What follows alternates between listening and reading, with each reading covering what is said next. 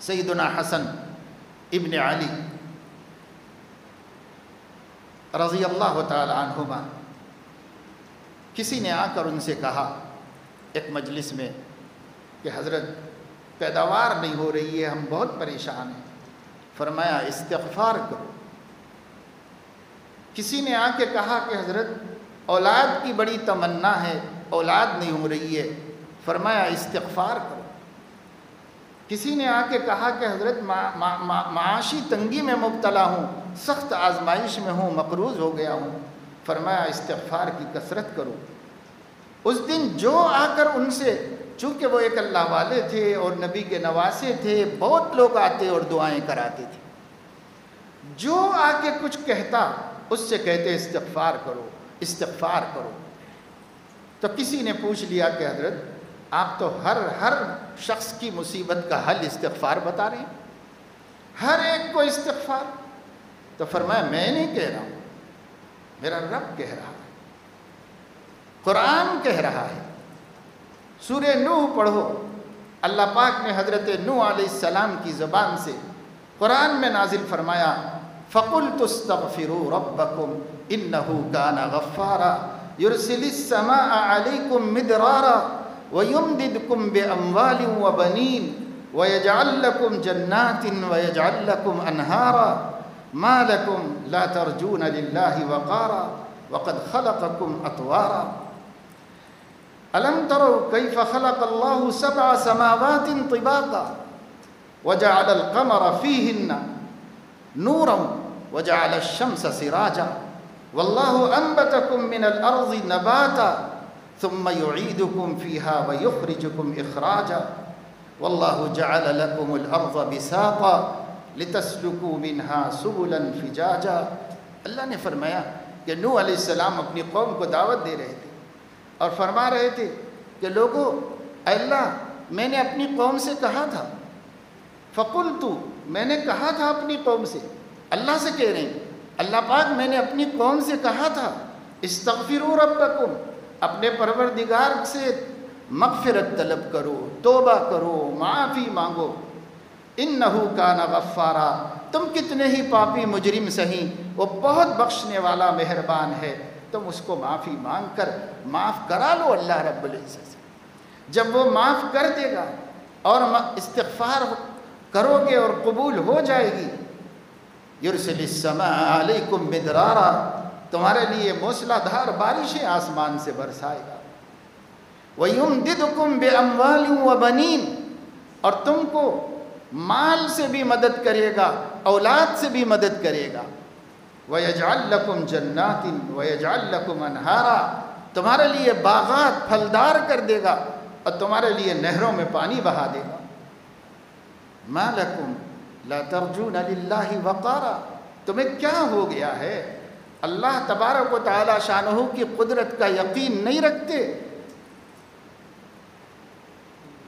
وَقَدْ خَلَقَكُمْ أَطْوَارًا، حالانکہ اس نے تم کو مرحلہ بمرحلہ 7 مرحلوں میں ماں کے پیٹ میں بنا کر کے پیدا کیا ہے۔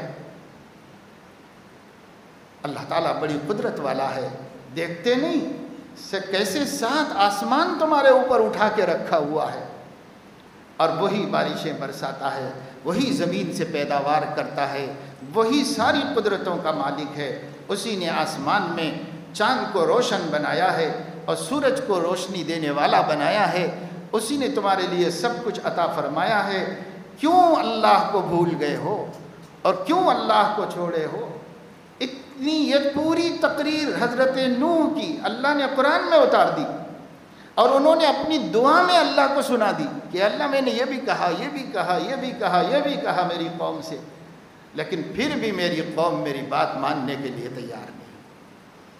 آج ہمارا حال قوم نوح کی طرح سخت ہو رہا ہے کہ ہمارے سامنے قرآن ہے، ہمارے سامنے نصیحتیں ہیں، ہمارے سامنے خدا تعالیٰ کی پکڑ اور اس کا عقاب و عتاب کے نمونے ہیں، لیکن پھر بھی ہمارے دل پتھر ہو گئے ہیں اور ہمارے دل گناہ چھوڑنے کے لیے تیار ہیں۔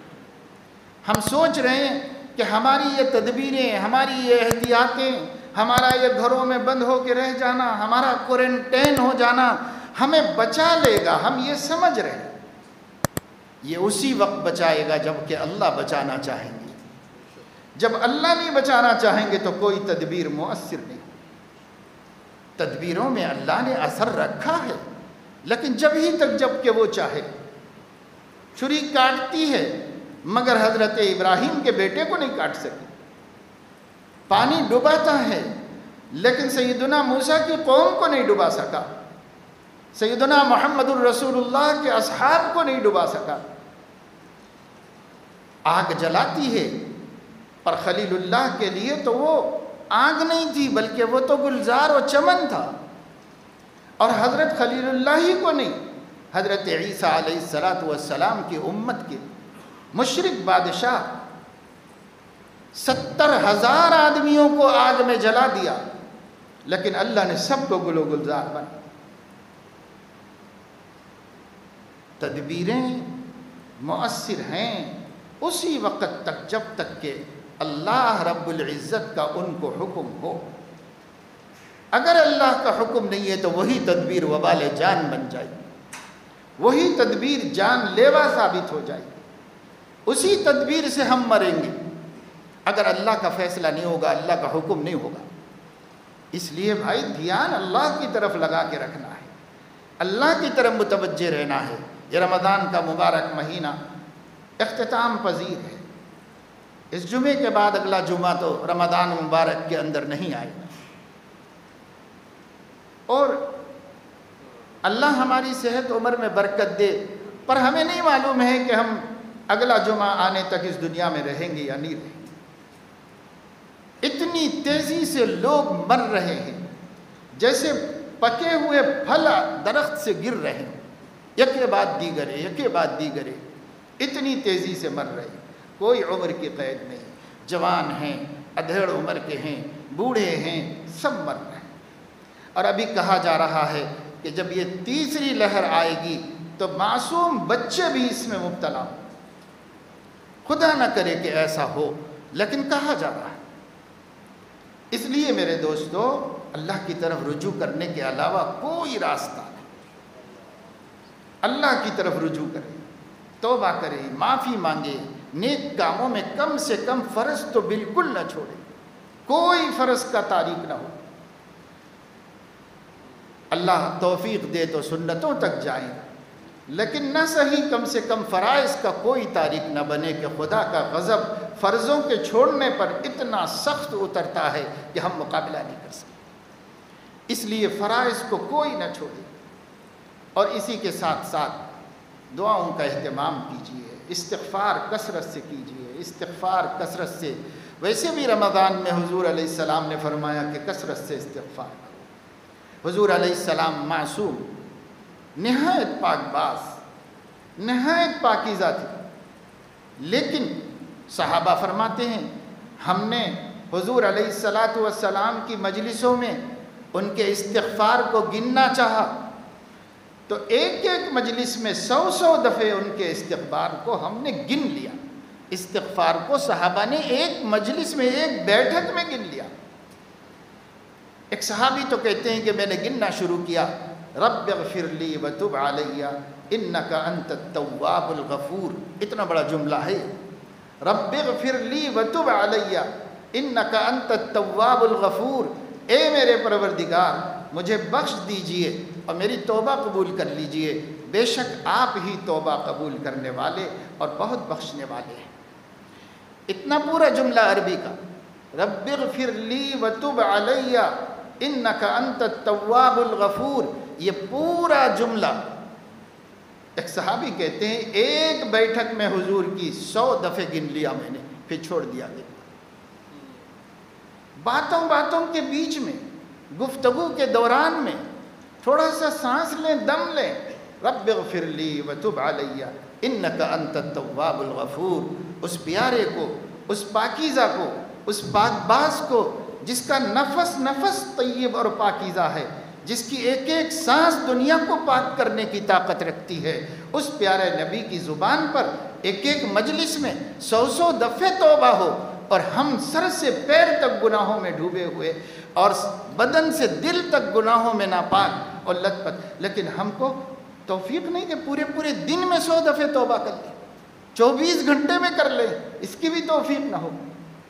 اس لیے میرے دوستو توبہ کی طرف توجہ کیجیے، سب توبہ کریں، سب توبہ کریں، اللہ کے حضور کوئی پارسا نہیں ہے، سب توبہ کریں اللہ سے، کتنا نیک کیوں نہ ہو، دنیا اس کو ولی قطب غوث کہتی ہو، وہ بھی توبہ کرے، سب توبہ کرے، توبہ ہی سے کام بنے گا اور توبہ ہی سے اللہ کی رحمت نازل ہوگی۔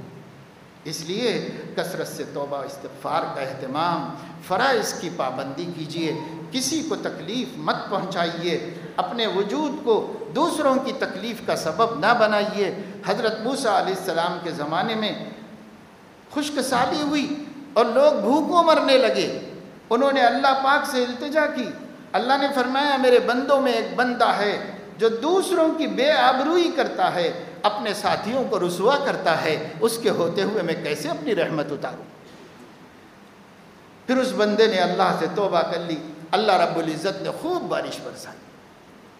اس لیے میرے دوستو ہمیں معلوم ہے کہ ہم کیا کیا گناہ کرتے ہیں اور کتنے گناہ گار ہیں، ہم ہی اپنے گناہوں کو سوچ لیں اور ہم ہی اپنے رب سے توبہ کریں، اپنے رب کو منا لیں اور راضی کر لیں۔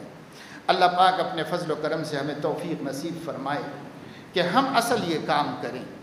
کچھ برس پہلے، 25-30 برس پہلے ہم نے اپنے ابتدائی خدمت کے زمانے میں دیکھا کہ حیدرآباد میں مساجد میں رمضان شریف کا آخری جمعہ بڑے کر و فر اور اہتمام سے منایا جاتا تھا، اس کا نام جمعۃ الوداع رکھا ہوا تھا، اور خطیب خطبے میں رمضان کے گزرنے پر ایسا ماتم کرتا تھا جیسے کسی کے مرنے پر ماتم کرتے، اور وہ خوب رو رو کے خطبے دیتا تھا اور الوداع الوداع یا شہر رمضان کہہ کر، اور حاضرین سامعین بھی خوب روتے تھے۔ یہ چونکہ کوئی دین نہیں تھا، یہ ہمارے نبی کی سنت نہیں تھی، یہ صحابہ کرام کا طریقہ نہیں تھا، یہ محدثین و فقہا کا طریقہ نہیں تھا، کسی نے بھی اس کی فضیلت نہیں بیان کی تھی، کسی نے بھی اس عمل کو نہیں بیان کیا تھا۔ اس لیے جب اللہ کی توفیق سے آہستہ آہستہ مسلمانوں کی معلومات میں اضافہ ہوتا رہا اور سچائیاں سامنے آتی رہیں تو رسوم اور بدعات ختم ہوتے رہے۔ اس لیے یہ ذہن میں رکھو کہ رمضان کا آخری جمعہ کوئی اہمیت نہیں رکھتا، 3 جمعے جیسے گزر گئے یہ بھی اتنا ہی درجہ رکھتا ہے، اس کی کوئی فضیلت نہیں، اس کا کوئی مقام و مرتبہ بڑھ کر قرآن حدیث کے اندر نہیں آیا ہے۔ اس لیے اس غلط خیال کو، اس غلط تصور کو دھیان سے نکال دینا چاہیے، اور اس جمعے کو بھی ہر جمعے کی طرح اہمیت دینا چاہیے، نہ کم نہ زیادہ، جتنا اس کا مقام ہے اتنا مقام ہے، ہر جمعے کی طرح آخری جمعہ بھی ہے۔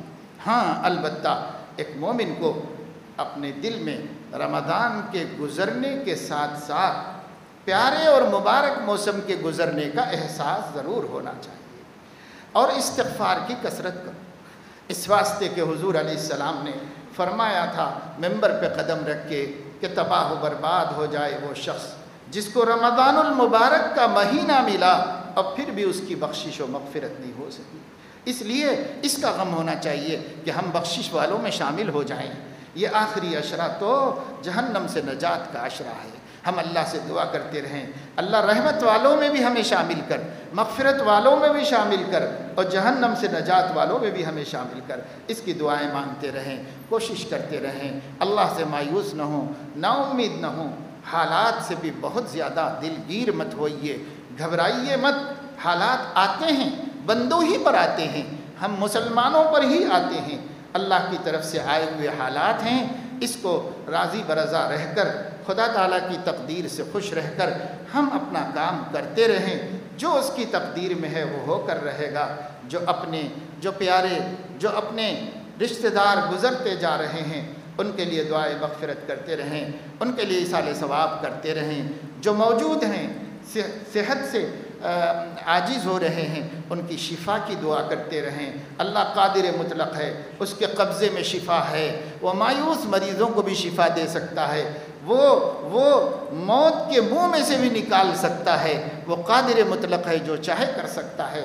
دعا میں کمی نہ کریں، مایوس نہ ہوں، اور اگر دعا کی قبولیت ظاہر نہ ہو تو اللہ کے فیصلوں سے راضی رہیں، اللہ کی تقدیر سے خوش رہیں۔ اللہ ہم سب کو توفیق عمل نصیب فرمائے، اور اللہ پاک ہم سب کو رمضان کے بچے دنوں کی بھرپور قدر کر لینے کی توفیق عطا فرمائے۔ اللہ پاک ہم سب کو، ہمارے مردوں، ہماری عورتوں، ہمارے بچوں، ہمارے جوانوں اور ہمارے بوڑھوں، سب کو اس وبا میں اپنا بنا لے اور اپنا بننے کی توفیق نصیب فرما دے۔ سب اللہ والے بن جائیں، گناہ کو چھوڑنا ہے اور اللہ والے بن جانا ہے۔ اللہ سب کو اللہ والا بنائے، اپنا نیک بندہ بنائے اور گناہوں سے محفوظ رکھے۔ آمین۔ وآخر دعوانا الحمدللہ۔